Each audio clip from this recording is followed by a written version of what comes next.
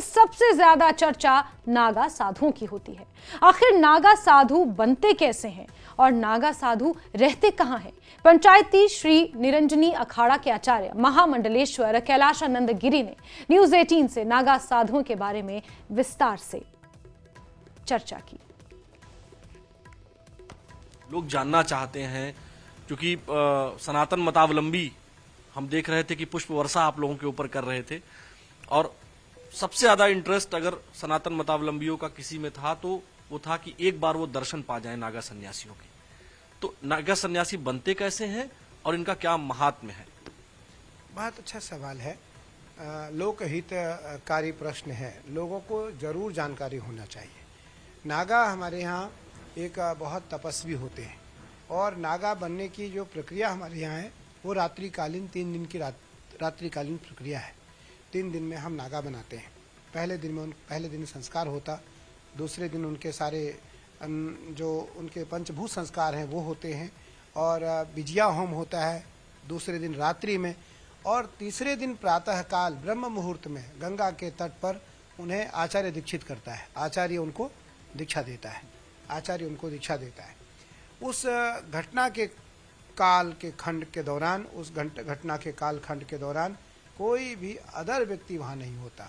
केवल जो दीक्षित होने वाले नागा हैं वो अखाड़े के कुछ बड़े श्री महंत और आचार्य, ये 3 लोग होते हैं। इस कारण आज तक नागाओं की दीक्षा का कोई रहस्य किसी के सामने नहीं आ पाया, क्योंकि वहाँ कोई मीडिया नहीं होता, कोई मोबाइल नहीं होता, कोई वीडियोग्राफी नहीं होती, कोई फोटोग्राफी नहीं होती। वो अत्यंत गोपनीय है।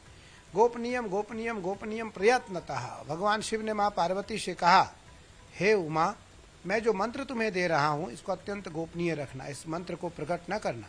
तो गोपनीयम प्रयत्नतः। उसी प्रकार नागाओं को जो दीक्षा दी जाती है उस दीक्षा को अत्यंत गोपनीय रखा जाता है।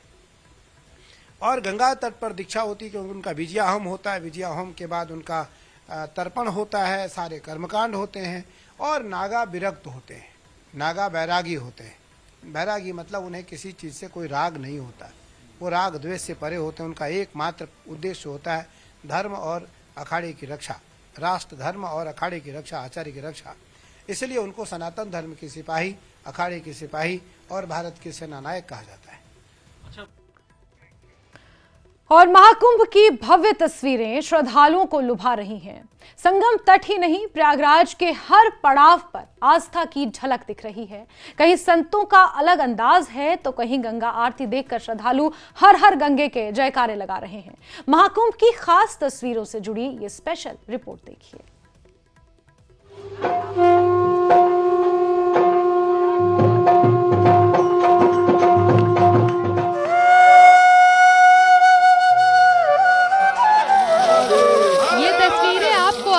भक्ति के रंग से सराबोर कर देंगी।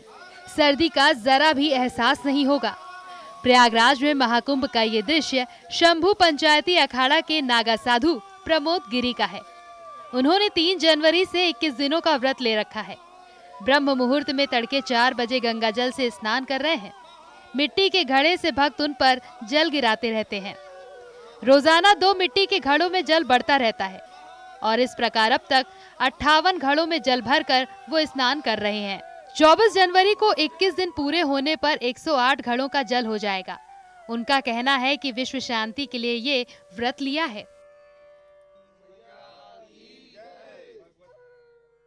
कोई जंगल में रहता है, कोई कहाँ रहता है, कोई जिसके स्थान है अपने स्थानों पे रहते हैं, वहाँ चलाते हैं उस स्थान को। जैसे जब मैं जहाँ रहता हूँ, ये हमारे बाबा जी हंडी कुंडी के नाम से सिद्ध पुरुष थे, उस स्थान पे मैं रहता हूँ राजस्थान में।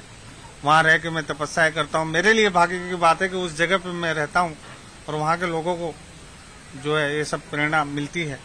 अच्छा, ये क्या है, लोक कल्याण के लिए होता है बालक। सन्यासी लोक कल्याण के लिए करते हैं सब काम। सनातन धर्म का रक्षा करना, सनातन धर्म के लिए जो भी काम करते हैं हम, और तो हमारा क्या लक्ष्य है, लोक कल्याण, देश में शांति बने रहे, विश्व में शांति बने रहे, ये एक जरिया। अब जरा इस तस्वीर पर भी गौर कर लीजिए। सोलर पैनल लगे ई रिक्शा पर सवार होकर महाकुंभ में हिस्सा लेने पहुंचे हैं। महात्मा ओम तत्सत लोगों के बीच आकर्षण का केंद्र बने हुए हैं। ई रिक्शा में ही सोते हैं और उसी के माध्यम से भ्रमण भी करते हैं। बाबा का दावा है कि 1990 के आसपास उन्हें डॉक्टरों ने कहा कि उनके लीवर में कैंसर है जो चौथी स्टेज पर है और अब अधिक से अधिक वो 2 महीने